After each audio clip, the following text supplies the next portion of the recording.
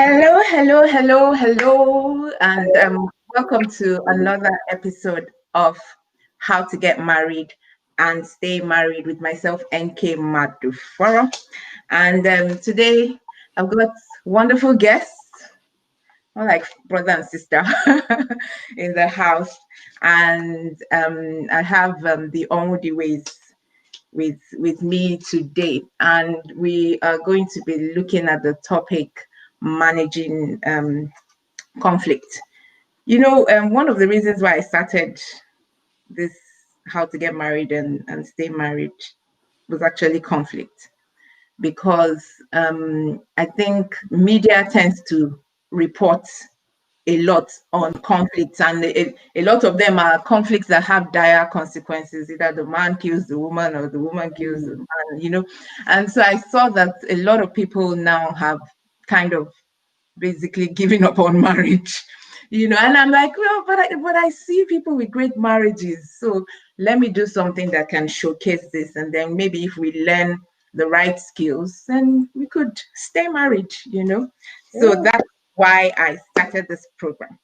So we're just going to dive right into managing conflict. I think a lot of people actually want to learn, from this one. But before we go into it, I'll just ask you guys, how long have you been married? How long have we been married? Well, 17 years. Oh wow, that is one year shy of an adult in Nigeria. Like, yeah, exactly. I know. Teenagers. Yeah. Exactly. But something for the 17 years of marriage, but then I think 24 years of relationship. Yeah. Oh wow! So did you guys court for 7 years? No. We were friends first. Yes, we started out as that's a long question. Like, oh wow. Okay. So 17 years, has it been conflict free? I know Has he's it been said it all, right? Can any marriage be conflict free actually? To be honest, I don't think there's any relationship that can be conflict free, least of which is marriage. I think that conflict is an opportunity to love and to learn to live well with your partner over time. So I think conflict just kind of comes as part and parcel of the entire package. Because also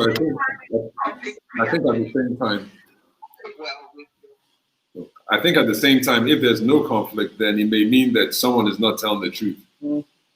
So, exactly. We're two different people. So at some point, my opinion will be different from hers. And if we always agree, then someone is sugarcoating and not telling the truth. So there'll be conflict. No matter how you deal with that conflict. No, you're right. It's like, so just before we came on air, so I reread the story of Ananias and Sapphira, and I'm like, I don't know what happened. Is it that they didn't have a conflict? They just agreed. Did one person keep quiet when they were coming up with this plan to deceive the apostles? But you see, at the end of the day, they both died. Maybe they would have done well with having some kind of conflict at least. So what would you say causes a lot of conflict in marriages? Or for you, I'm sure with 17 years, what areas do you feel have been the ones that cause the most disagreement? Well, I think there are a number of things. So like Uche said, when you come into marriage, you are two different people. You have two different experiences, backgrounds, and things. So some of the things that could result in conflict is when you have lack of communication. Like he said, if you don't have any conflict, then chances are somebody is suppressing their emotions. So if you're suppressing emotions, then that could also lead to conflict. If you express your emotions and they're different from those of your spouse, then that could also lead to conflict. Conflict also arises where there's a difference in values. So if you believe that, this is the proper way that things should be done, you shouldn't cut corners, and your spouse is not of the same mind, that could also cause conflict. I know that research always says that the top three things that cause conflict in marriage, one is sex, the other is, I think, finances, yes, money, and then what's the third thing? Yeah, it might be children, So those are children. That one is a big that make for conflict. But I think it's usually around, lack of communication, a difference in values, and it could also be just, prior unresolved conflict. So if you have something that has been simmering for a long time, it hasn't been dealt with, it can always rear its head again, Yeah. So having said, all this, sometimes they feel like they're actually genuine reasons. They actually almost feel insurmountable. Like, yeah, we just have different opinions, and so what? So how should like a couple navigate? Okay, let's start with the emotional. Let's start with an emotional baggage, because sometimes we find that people go into marriages and they've come with something from their past experience, and so how do you navigate conflict if you're dealing with such? Because in a sense it feels justified, doesn't it? Yeah. So something you need to remember: everybody comes with baggage of some kind of another. There's that experience that each of us have, or each of you have, that attracted you to one another in the first place, because you saw somebody, and that person you saw, they came from a certain home, their parents treated them a certain way, they had a certain background, or whatever the case may be. So everybody comes with their own version of baggage. The difference is when that baggage or when that experience now conflicts with something that you also hold dear, then at that point is your love or your willingness to please the other person or communicate properly with the other person, will that allow you to back off from your opinion, or at least take a step back and listen to what the other person is saying and try to understand it from their point of view or from their shoes? And say, we'll walk a mile in my shoes. So whenever conflict arises, who is going to be the bigger person to try and understand what the other person is coming from, where the other person is coming from, and then how to address those emotions? And then also knowing at what point in time you should even have the conversation about the issue that's happening. Because with some people, when they're in the midst of the conflict, that's not the time to talk. You understand? But some other people, in the midst of the conflict, is when they want to, the conversation for them gets really good. Tell me about it. So it's a matter of really understanding each other, knowing when to take a step back, let things calm down, and listen to the other person's point of view, and try and understand. And you can always agree you can always agree to disagree, as they say, even in a relationship. There are some things that we still don't agree on. You understand? But at the same time, we respect each other's opinions. So that's something that needs to be considered. Okay, because before I go to there was something else I wanted to ask about, just based on what you said, agree to disagree. But I think one of the things with conflict is people want to win. It's, for some, it's just about that winning. So how do people have to because for me, one of the things I noted is that if conflict is seen as something that is an opportunity for growth and learning, maybe people won't come in with that winning attitude. So how do you balance that out? We come into marriage with preconceived notions. So there's always that expectation that maybe the two of you will always agree on everything. I don't know if you've had the experience of having an argument and the other person, it doesn't have to be in marriage, just in human relationship. The other person has a view that is different from yours, and you're wondering, how are they thinking about this? How could they arrive at a different conclusion? It's like you're presenting the same set of facts, and this person says, oh, you know what? From my observation, the sky is blue. And this other person says, well, from my view, the sky is green. And you say, well, the person who is seeking win-win may say, okay, can we agree that it's blue-green? And the other person says, no, it is green. This is like emerald green. You say, no, it can't be green. It's clearly blue. So there's that sense of of frustration that comes up because you're just saying, how is it possible that we can both see the same thing and describe it differently? And actually, just saying that reminded me about it was, I don't know if it's a parable or something, not a parable, but like there's a story that they tell about two men that were blindfolded and they were touching an animal. I think they were touching an elephant.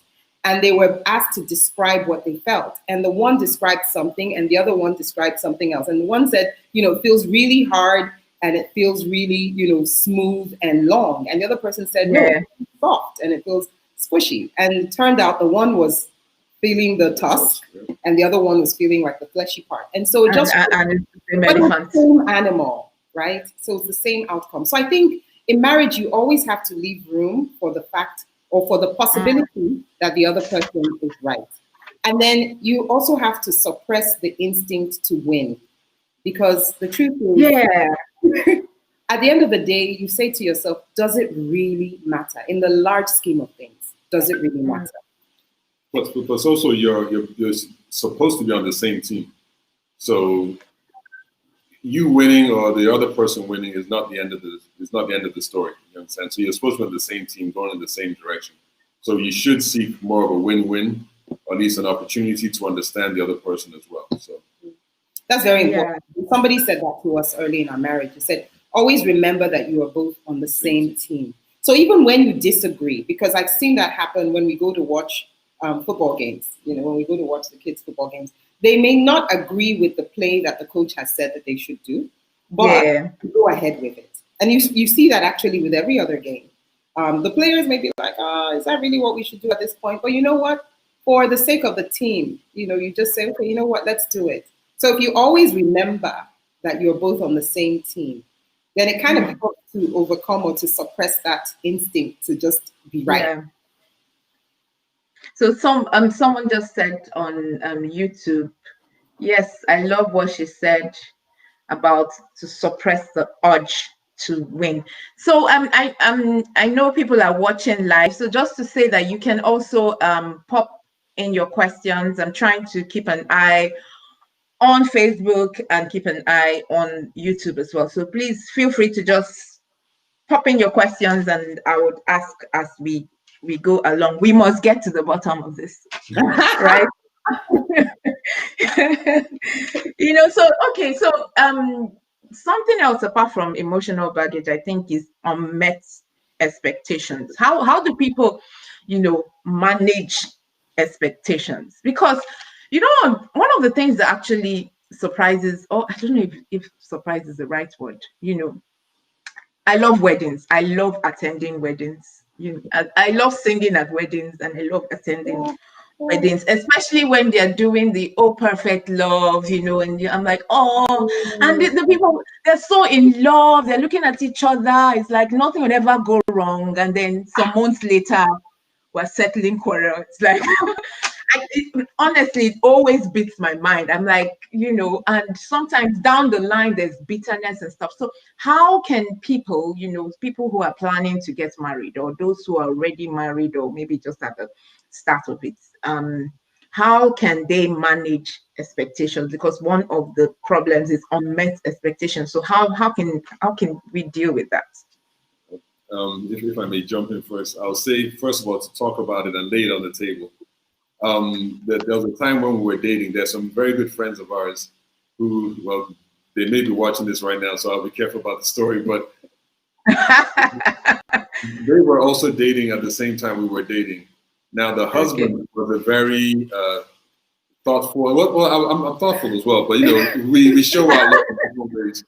So in his case, he was willing to drive across states, and we're living in the U.S. then. He was willing to drive from New York to Maryland, which is about a 3-4 hour drive, just to bring his girlfriend flowers or a box of chocolate. Are you serious? Oh my goodness, this is like a violin thing. She was all gooing and guying over him. But the first time that Ruby and I went to their place and saw it, I tapped her on the shoulder and said, "That's not me." You understand? So I'm trying to make it clear from the beginning. So. But on both sides, you need to be clear about who you are and what you can and what you cannot do, what you expect and what you don't expect. Because by doing that, it sets the bar, it sets the expectations for both of you. and you know what you're getting into. Something that helped us a lot is while we were still friends and when we started dating, we talked a lot about everything because we were always in different locations, so we weren't physically in the same place, so we had a chance to talk a lot. And so we had to express, and we talked about everything. Or how many kids do you want? Or are you strict? How do you spend your money? I mean, talked about everything. So we knew, or we had an idea of how each person was. And there was even another conversation we had where I think we got into, I don't know if it was an argument, but at some point, she compared me to her dad. And I was like, but I'm not your dad. And then the funny thing is, once we asked her dad about the story, her dad kind of laughed. And it was a story about, I think we were driving and I was getting tired and, I was nodding off of the wheel. And we got into a big conflict about, oh, how could you even sleep? What kind of man are you? Blah, blah, blah. I was tired. I had a long day, so on and so forth. And then at some point, she came back and had a conversation with her dad and told her, can you believe he was almost falling asleep with the wheel? Her dad was like, yeah, and? She's like, but you never fall asleep with the wheel. He was like, who told you that? So we all have expectations from we all have expectations from our background. What we see our mothers doing that we think our wives should do. What we see our fathers doing that think our husbands should do. Those types of things. We have to be careful when we come into a relationship with them. So. Well said. Thank you so much. And Ruby, do you have anything to add? How did you manage your own expectations? So, like he said, I think that the mistake that a lot of people make today in marriage is that they don't talk enough before they get married. And it's so important. And even when they do talk, the question is, what are they talking about? I was just sharing with Uche the other day that I was doing a study on match dating sites. And the success of one in particular, I'm not going to mention the name, so it doesn't seem like I'm promoting that. But the reason why that site seems to be so successful, and it's not a new one, it's quite old, it's been around for at least 2 decades, is because the number of questions, they call it like a compatibility matching thing. There's so many questions you ask that border on your values, your experiences, and everything. And these are important questions to address. It is amazing how many people get married, and only after they're married, you realize that one spouse says, I actually never wanted children, or I wanted 1 or 2. And the other person is like, that's bizarre, because I've always kind of envisioned a big family, with a lot of children around me. And people can get very descriptive with these expectations. I remember a friend, actually it was a relative, saying that he had always envisioned when you come into his house and you look on his wall in the living room, a big portrait of the family, himself, the wife, and then he would name all the children standing around them, flanking them, the 2 twins in front. I mean, that's elaborate.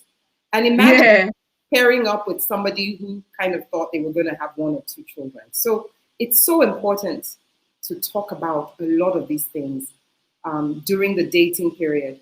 Not only does it give you insight, and it also gives you an opportunity to bear yourself. So you show both the good and the bad. We always want to put our best foot forward before we get married. Exactly. I think that's the challenge. It's going to come out anyway. So it's while it may be a bit scary, because then you're thinking, man, if he sees everything on the inside, is he still going to go through with it? But I think it helps the marriage later on after you cling cling. And I guess there's something else to add on to that as well, is that along with the expectations, you need to realize that marriage isn't about, now let me be careful how I say, it's not about love, the googly eyes, the stars, all the hearts flying all. Marriage is actually about commitment. You understand? Because yes, the love, it will be there, and the love changes. It's not that there's no love, but you may start off with lust or physical desire, but then with your relationship growing with the person, there's now a deeper love that goes beyond that. Because at some point, the guy's muscles will start sagging, the belly will come out. He won't be as handsome or fast as he was before. So something has to keep you attracted to him or going to him. And when the looks have gone, it's that communication, it's that commitment to one another, knowing that this person has my back and I have their back, knowing that we can trust each other, knowing that we believe in each other and we're committed to each other. So that's really what the marriage is about. So if you go into it thinking it's just about, having butterflies in your tummy and googly eyes, once those butterflies leave after the first year, year and a half, or by the time the first child comes and your priorities are different, then you start wondering, what happened to my marriage? Why is it breaking up?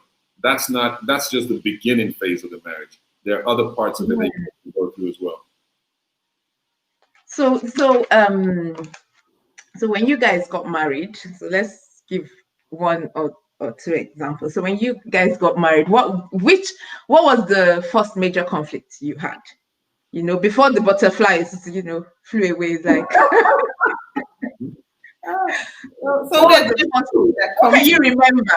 Were you the toothpaste? You remember very clearly because we've told it quite a few times. So I'll be very quick. So there are two that come to my mind. One was when we had our second child, and we had agreed on a name or a set of names that we were going to. We said we would ask our parents for names, and then we had said we didn't want any of our names to be repeated. Yeah. So we just didn't want a junior. Whether on the you want a junior. We didn't want a junior. And so when one of the parents gave a name that was a junior, we thought, okay, so we can dispense with that name. And initially we agreed. But then after a while, we said, you know what, I actually want to go with the name that my parents gave. I said, but it's a junior. We already agreed that wasn't the He said, yeah, but in hindsight, I asked my dad why he gave the name. And he said, I felt that it had meaning, and I felt that this was relevant for this particular child. So it wasn't just a casual thought. It was actually very well thought out. But I was adamant that it wasn't what we had agreed. And in the US, the mom has the liberty to indicate on the birth, the form that is used for the birth certificate, what the name is. Are you serious? Ooh, wow. So go mom. Mom power. Exactly. So the name that I wanted, naturally. And then Uche came into the room. I remember he saw the forms because the forms were on the table. He saw it and he didn't say anything. Because I guess he felt like I had already told you I didn't want to go with this name, and you insisted, or that I wanted to go with this set of names and not the other. But I went ahead and did what I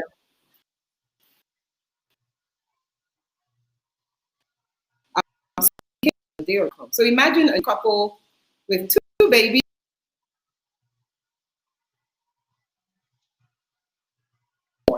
And people are calling and they're so excited, and meanwhile we're not speaking to each other. So you can imagine when I finish talking and they say, "Oh, give the phone to Uche, is he there?" I'm like, "Yes, he's here." And I'll give him marriage. It was a very difficult time for us. I can't remember how long it lasted, but eventually I was convicted. So I was the one that the Holy Spirit spoke to and said, "Look at what you've done by insisting on your way. Now, what should probably be a happy time in your marriage and in your family is just strife." And, I just found myself Googling online to figure out how to change the name. I went down to the courthouse and I filled out the forms and I changed and ordered new birth certificates for him and new. That is major. I mean, NK was major. It was very big at the time. It was very big. Major. It was very big. Yeah. So that was the first one. The second one was the day I was craving something. I think it was pizza I wanted or fries. I can't remember, but it was junk food. That much I know. And I remember Uch saying, "But there's food in the house." "What food?" He said, "I don't know. There must be some remaining ogbono." I'm like, who wants to eat ogbono soup when I just said I want pizza? How does that even come up? Wait, were you pregnant? Was this like some kind of craving or just? I think so. Yeah. I was pregnant, and okay. And then it became a thing. Listen, this thing about marriage and fighting about toothpaste, who squeezes from the middle, who squeezes from the end. I know. And then the next thing we get into an argument about getting pizza. And then I said to him, "Listen, you're not the boss of me. I can order pizza if that's what I want. You're not my dad. You can't mandate me to Dad again." Dad again. And so I stomped upstairs or downstairs, whichever direction. So he was on a different floor, I was on a different floor. And I was seething because I was like, what's the big deal? It's 1999. What is the big deal? It's not even that big a deal. And you know what? I had to talk myself out of it. I said, Ruby, if you go ahead and place the order for this pizza, it's going to be more than this pizza. He has said no. So what are you going to do about it? Of course, there's a voice on this shoulder saying, I'm a 90s girl. I have, I'm strong. I'm a powerful woman. Yeah. For my t-shirt. There was the other voice on the other shoulder that said, it's not worth it. They said, he who runs away lives to fight another day. Just let it go. And I never ordered that pizza. And I reminded him several times. We've had many pizzas since then. So we've had many pizzas. So I think for me, it was pregnancy, man. It was pregnancy. No. I could justify it. But I think he was also trying to set some precedents, just to say that everything is not always your way, right? And I think it was also because I escalated the issue. So there are ways conflict. There are ways to navigate conflict, right? You don't start insulting and becoming overly defensive and saying a lot of things that really should not be said. And I think that's what escalated that particular conflict. Cool, thank you. So those are your two. Do you have anyone to share, Uche? Maybe your own, or is that it? No.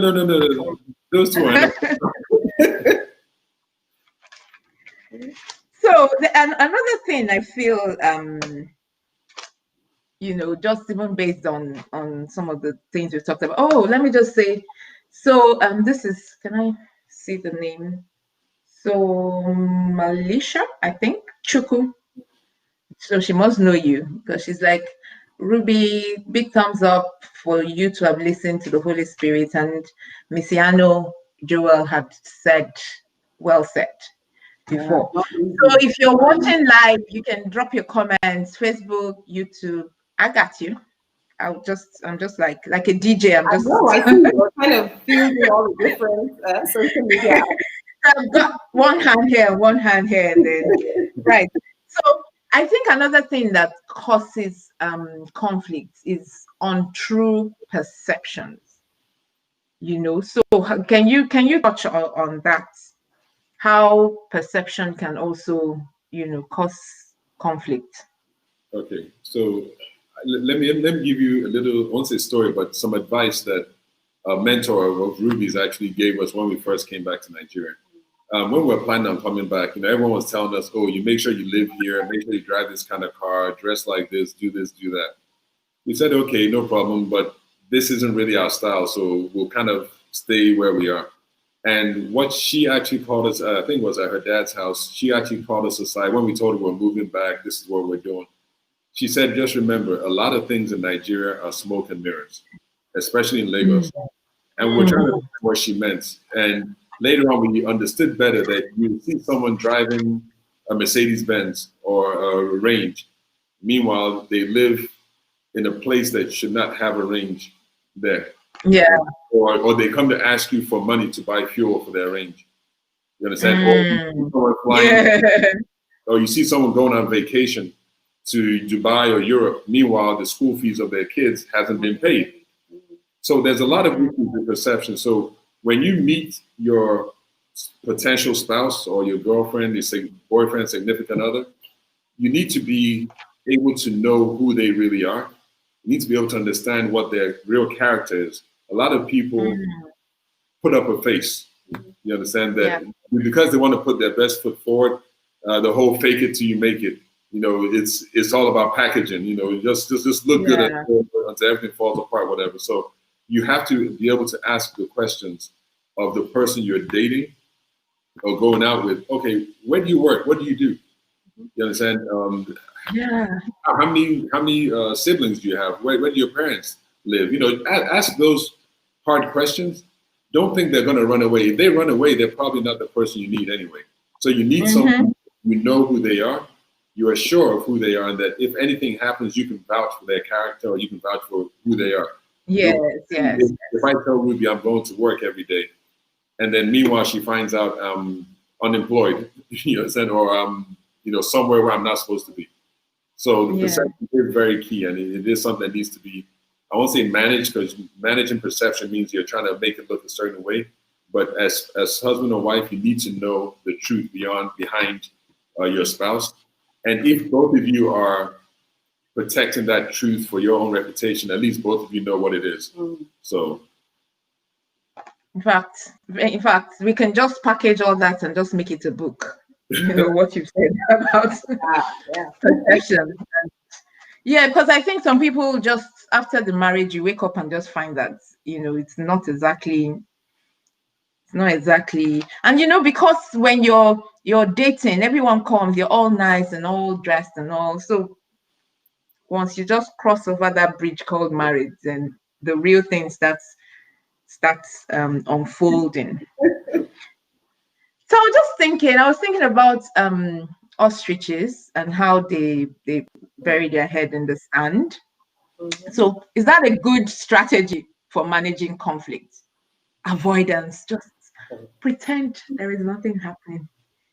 No, that's the fastest way to high blood pressure, to stress, to insomnia, to like all the worst things. Like I think I said earlier, with conflict, it needs to be discussed. Now, what you do is find the right time to discuss it. Like I said, some people want to discuss it in the middle of the argument. Some people close up in the middle of an argument. They won't talk to you until they've calmed down and they're ready to say, they're ready to talk without insulting you or saying the wrong things. So the whole ostrich move is not the way to go for conflict. And even if you, I don't encourage bringing other people into your conflict, but if you need someone who's a neutral third party to help you express yourself, that's one thing. But definitely husband and wife, you need to sit and discuss your issues whenever they happen. Pick a time, agree with each other that, what, if we have a fight, no more than 24 hours or whatever later, we must talk about that fight. Something we actually did in the beginning of our relationship when we got married is we said divorce is not an option. So regardless of what kind of fight we're having, we're going to have to figure it out because we're not separating. So we had that in our minds from the beginning. So we just made sure that, look, whatever the conflict is, it's better to live in the same house in peace and enjoying each other's company than both of us stewing in different corners of the house. So. Really true. And Auntie Ugo is online. So she says, thanks, Uche and Ruby, for keeping it real. Thank you, Auntie Ugo. And I don't know if for me, I'm not quite saying this name well. But so in case I'm not calling it quite right, please forgive. I think it's Malaysia Chuku who says she's learning a lot. So we're happy that you're learning a lot.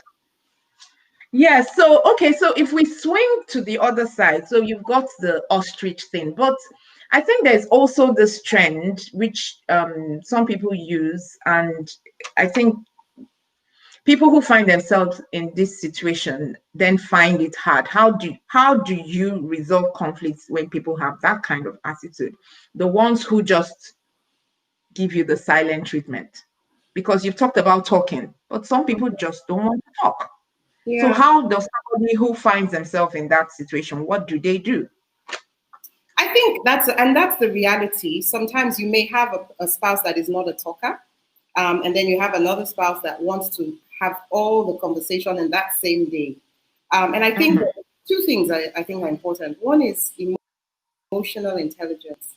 Emotional intelligence, ability to understand how you feel and what your emotions are at any point in time, and then how you're being perceived, and then how you react or you're responding to people around you. It's kind of a lot of things, but it's like the way we talk about intelligence quotient. It's important that you also look at your emotional quotient. So if you do that, then you understand certain things.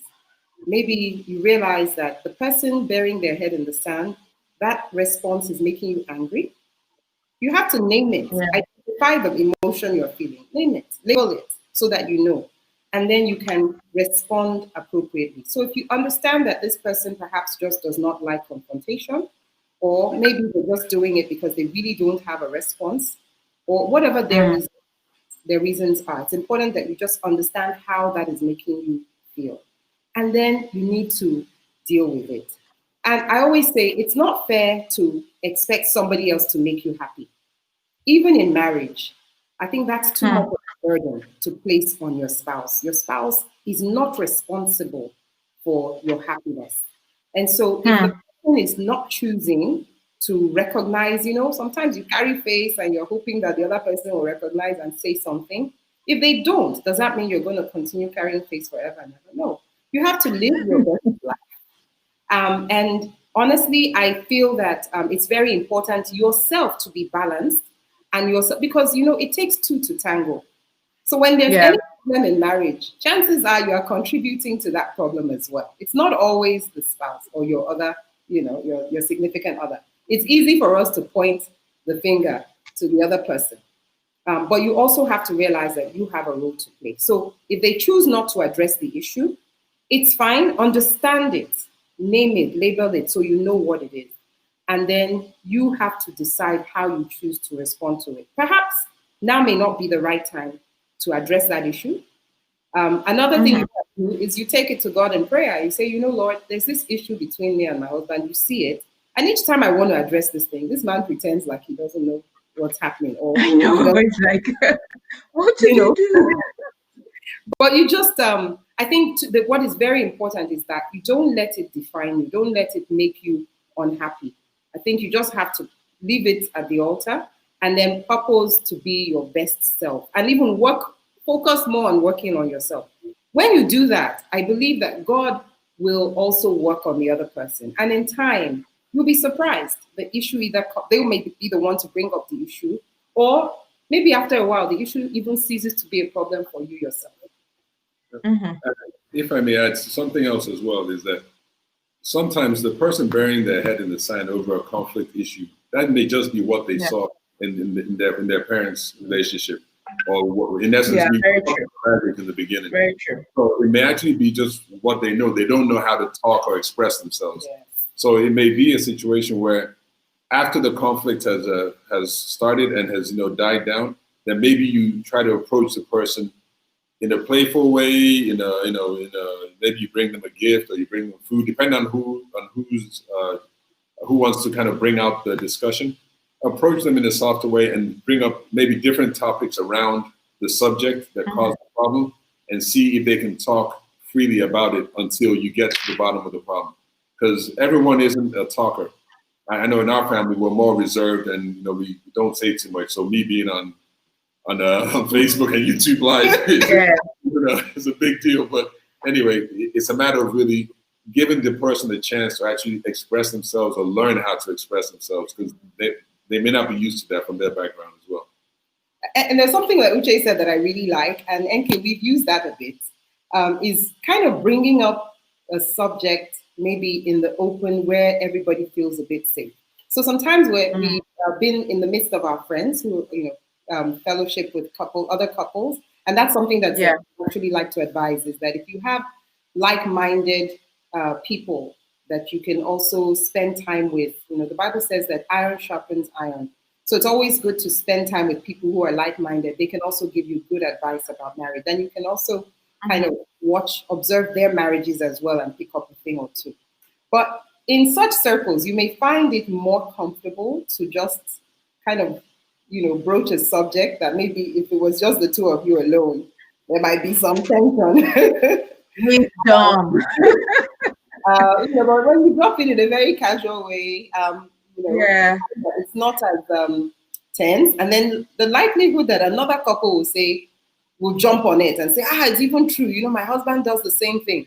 What that does is it creates like a shared now it's not me complaining about you, it's just me kind of putting something out there, and somebody else is saying that they have a similar experience. I think those things kind of help to build you, and then sometimes when you realize that it's not you're not the only one experiencing exactly, it can make it a bit easier to bear.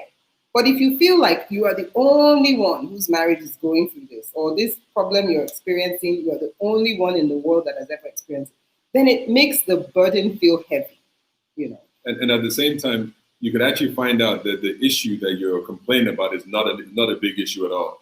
So those who have more experience will tell you, really, is that what you're arguing about? Please, there are other more serious things that you need to worry about. What's going on is just a minor thing. Don't worry about it. You'll take care of it. Yeah. So that sharing of information within like-minded group is a good way to kind of resolve something. Yeah, that's actually really good. Yeah. Especially older couples. I tell you, older Christian couples. I mean, each time we come away from spending time with an older, mature Christian couple, we just say to ourselves, why do we make it? In fact, they say it. Why is this why you are complaining? Is this like, Yeah. And then when they share some of their stories, we in the car, we're like, oh my God, can you imagine going through that? And they're still together. So these are stories that inspire you and they encourage you to keep working at it, and just to keep giving it your best. That is just awesome, as in all those points. I like the group one, so that way you just, common sense is not common. You just chip it in. Yes, and especially because I feel like marriage in itself and the way it's all set up, maybe from our country's point of view or generally in the world, is there's a lot of cover up. So a lot of things are covered, so you never actually really know what people are going through. Yeah. So it's kind of good to be in a setting where then when you share, then people will be like, oh, I've gone, then you're like, okay, phew, I'm not the only one. But if you keep running the way it is, like solo in isolation, then you feel that you're alone in the whole world. Especially for the men. Men don't talk as much as women do, so they always what do you guys talk about? Very good. So thank you, Melisha, who says, Ruby, you just helped a soul with your point. Hallelujah. Thank God for that soul. And Hugo says, very true. Work yourself because you can't change the other person. The change the other person sees in you will definitely yield results. That is 44 years of marriage talking. Yeah. 44 now or 43. Anyway, that's over 40 years of marriage speaking there. Alicia, yes, please feel free to share on Twitter. I was trying to reply your question. So yes, you're free to share. Oh, we've just got, I don't know, let me just see what the real time is. We've got, okay, so yeah, we still have a few minutes to go. So something else I wanted to just talk about is, okay, so this conflict of a thing. Sometimes the conflict is actually a simple thing. So how does one stop conflict from blowing out of proportion? Because sometimes when you you just once you just hear what is causing it, you're like, really? So how can one actually, what tools can we use to stop something from blowing out of proportion? Because it may seem like oh no, it's just, but that is why we have a high percentage of divorces. It started with something and then became something so big that at the end of the day, people just decide, you know what, let's go our different ways. This is irreconcilable differences, So how does one stop a conflict from blowing out of proportion? So, okay, let me start, then you can finish up. I'll say some of the first things that each person needs to make a commitment to themselves, that they are going to work on the relationship, that it isn't at their pleasure, but it is a commitment that they're making to one another, because you will definitely come up with things that irritate you, or the person will do something that you don't like, and it may build up over time. The other thing is to remind yourself that you are not enemies. Nobody forced you into the marriage. You both agreed to get married. You both stood there crying. Yeah, hopefully. So you both stood there crying and smiling and happy on your wedding day when you said I do. So work on the relationship. Remember, the other person is not your enemy. The other person also wants the best for you. You understand? So you always, if you remind yourself of these things, and there was another one that just slipped my mind now, but if you're both committed to working on the relationship and making sure that you have the other person's best interest in mind, then when some of Yeah. those things happen that irritate you, you will be willing to take a step back and give the person the benefit of the doubt that they weren't doing this thing maliciously or intending to hurt you. You understand? If you have that in mind, then hopefully it will allow you to take a step back and allow that person to allow that issue or that situation to slide before it gets too heavy. Yeah, and just a few things I'd like to add, NK. I think that Yeah. you hear that they say whenever you get angry or if someone says something to upset you, that you should count to 10. There's actually a biological reason why they say that. So at the point where your, I think it's a cortex in the back of the base of your neck, where there's a nerve that when somebody says something to you or something happens to you, that's where that nerve is hit first. And the time that it takes for the blood to flow from the back, to the frontal lobe of the brain, which is where decision making happens, it takes on average of 10 seconds or thereabout. So if you respond immediately that the stimulus has been, has been administered, whether it's somebody's words or maybe hits you or something. So it could either be a physical stimulus or verbal or whatever. If you respond or react instinctively, chances are that you will react incorrectly or inappropriately. But if you allow that time for the blood to flow to the frontal lobe of the brain, where decision making, or not even just decision making, but logical thinking and reasoning happens, you are more likely to make a better decision about how to react or how to respond. So I think at a very, very practical level, just try to take a deep breath so that you don't respond out of anger. Okay? That's the first thing that I'll say. The second thing is for marriage and for any relationship, because these things that we're talking about, they transcend marriage, they're very important for marriage. But if you were to even think about it in the context of, relating with your sister or your brother, your siblings, your parents, very important skills. The second is love. Especially in marriage, the Bible says that love bears all things, believes all things, hopes all things, endures all things. So sometimes it's not because the other person is right. It's not even because there's so many reasons why you just need to apply that. That love is like a balm, and it just kind of makes up for the wrongs.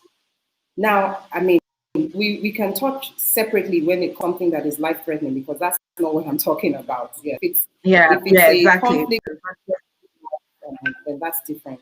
But if it isn't, and the Bible also says, as far as it lies within you, live at peace with all men. So sometimes I think we should desire the peace of a happy home over the conflict or the immediate desire of winning, or or just how do you say, just being the one who has won the other person. Have the last word. Or had the last word, So love plays a very strong role. And the third thing for me is pride. I think is similar to the love story. We all have, that, sense of entitlement. And then sometimes you say, I think Uche had made reference to it earlier, to say, who will be the bigger person? Why not you? But it's so painful, it's so hard. You say, listen, I'm not the one that did anything. He's the one that said XYZ. Why should I be the one to go and apologize? But it's a combination of pride, and really, like we mentioned earlier, that needing to suppress the urge to be right. So I think for me, those are three things that you can do to avoid conflict, becoming something else and possibly leading to separation and divorce. Right. That is just, in fact, that's like an amen moment, it's like hallelujah. So just to wrap up, so can you, I don't want to, it's not an exam, but if we just maybe summarize by giving 5 Wow. things that We'll put a number to it. it's not a lot. Jump exam. 5 things, just bullet point, that people, whether they are planning to get married. And you know what? Just as you were talking, I was like, if people, if managing conflict is put as part of the counseling, some of these things, if they actually put as part of premarital counseling, I think it would help. Wow. I think marriage is the thing where we just go into it. It's like a natural expectation. You get married, and then we go in and we don't have the tools.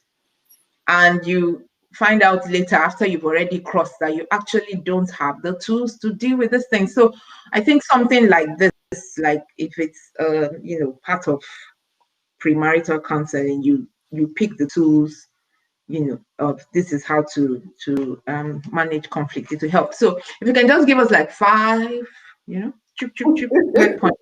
Okay, I'm not sure. We've actually summarized it very well, because something we didn't mention is that Uche and I went for premarital counseling before we got married. And I really believe that helped a lot. Because a lot of the things that we're talking about today, we addressed those things during those sessions. And so that helped with managing our expectations. When we went into marriage, I think that we were quite aware that there was going to be the bubbly sensation in the tummy, but we were also very, very aware of the fact that it would be sacrifice, it would be commitment, love. We knew some practical things going in, and I think that really helped us. But 5 things. So maybe do you want to take 3 and I'll do 2? Sure. So for 5 things, I'll say the first one is communication. Communication. So for communication, through everything, always talk about everything. Talk to each other, not at each other as well. Number 2, I'll say patience. So patience is another one that I'll say. Be patient, whether that's counting to 10 before you respond, or waiting till you understand the other person's point of view. When you're having a conversation, don't always look to express yourself. Take some time, listen to what the other person is saying, and be patient to understand what they're saying before you respond. Number 3 is commitment. Be committed to one another. It isn't, again, love is more than the butterflies in your tummy. Love is a commitment, it's a promise, it's a dedication to each other. All right? So that's... Sure, go ahead. No, you're on a roll. No, I'm not sure. So, okay, respect. Okay. So love is definitely about respect. Even the Bible says, husbands, love your wives, wives, respect your husbands. Respect is very important. Whether you're the man making all the money, bringing it home to your wife who's taking care of your kids, respect her, because the work she's doing is more valuable than yours. Because I guarantee you can be the richest man in the world, but if your kids turn out to be tyrants, you will not enjoy that money. And if your husband is working hard, and even if you're making more money than him, and you disrespect him thinking that you're now the head of the house because you're making more money than him, God is not happy with that, and your marriage will not be happy. And then I guess the last one will be, I'll say forgiveness. We all make mistakes. We all human. Yeah. We all sin. But be willing, and remember, this is a person that you've chosen to spend the rest of your life with. So as long as they're not threatening your life, so to speak, be willing to forgive your spouse. Be willing to also give them a way out. They don't have to come back to you groveling. I know something that Ruby and I do. If we get into an argument, if she wants to kind of, let me say apologize, because I don't think she's ever come out and said, but if she wants to apologize, what she would do is she may bring me like a slice of chocolate cake. Now, I'm not supposed to have chocolate cake, but she'll just bring it and just kind of put it in front of me. You understand? In my case, I may come and say, I just started rubbing on her back. I mean, she'll be like, hold on, we just had an argument. I'm like, yeah, so how are you doing? Have you eaten? Have you taken care of yourself? Just out of nowhere. So we both understand now that means, okay, I'm sorry. Okay, you know what? Let's kind of let this move on. So we, find out your ways to forgive one another, to kind of show your respect for one another, to communicate with one another, show your commitment to one another, and of course, that's it. You hit 5. Yeah, that's 5. And then the one I wanted to throw in is have fun. Have fun. Have fun. Have fun in your marriage. Yep. Don't be too serious. Yep. I know. It's like life is not fight. Life is fun, man. Oh, thank you so much for all those points. And before I rehash them, just to say hi, Edith, we can see you, Edith Shambe. Yeah, to say Uche and Ruby, thank you for allowing the Holy Spirit to use you today. God bless you tremendously. Top points today to help every married couple stay married. Communication. Oh, thank you. Well, she's done the job. So communication, patience, commitment, love and respect, forgiveness. And the last, good job. Fun. Have fun. Have fun. Have fun. Marriage is fun. You just, you just have to bring it. Oh, thank you, Auntie Ugo. She says, "Well done, moderator and couple." Yes, So I love that last one. So what fun things do you guys do together? Just quickly, what's your fun activity? Well, before COVID, let me see. Before COVID, I used to be going to the movies. Well, so my fun thing is going to the movies. Her fun thing is going out to eat. At a restaurant. Just out of the house, so she doesn't have to worry about it. Every now and then, we pick one and we treat each other. Mm-hmm. So. And now that we're stuck indoors, what we do more is like listening to music. He loves music, which he does. So, we just put it on and then we enjoy. And then we try to say, who knows, that like the old, we keep going back in time. And then we get to a year and I'm like, babe, I don't know this song. I always say, whatever song that anyone you vibe to can just tell it to show your age. Exactly. You'll still be jamming. And I'm like, how come I don't know this song? What was this song? Also. Right. Thank you so much for sharing. Thank you for coming today. We have really been blessed. So just to say that, of course, the video will be available online. So you can always go listen, take notes. And every day we live is another chance to do something different. So even if your marriage is going through tough times or you're struggling with conflicts, just, like we said, you work on yourself and use the tools and don't let your happiness depend on somebody else. So it's Friday or Friday, as I say. So yeah, go have fun. Have your own fun. Yeah, maybe the cinemas are not open, but find fun in the house. Yeah. Just like the Onwudiwes have found a way to have fun. And we'll see you next week. I will put out something to let you know if this will be holding next week, because I might just be in a place where I can't hold it. But I would let you know by Wednesday or Thursday. So watch out for the notification on my Instagram at Maduforo or Facebook if you're my Facebook friend. And please subscribe to my YouTube channel. Fun things. There's a lot of music and things that you can listen to, music like Onwudiwes as well. So enjoy your weekend and manage that conflict. Don't let it ruin the marriage.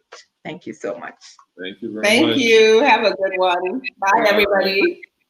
Bye. And thank you. Before we go, thank you to all who joined in. I can't call out all the names, because I can't see them all. But thank you. Thank you for your comments. Thank you for your contributions. And thank you for your questions. Thank you. Bye just now. Bye.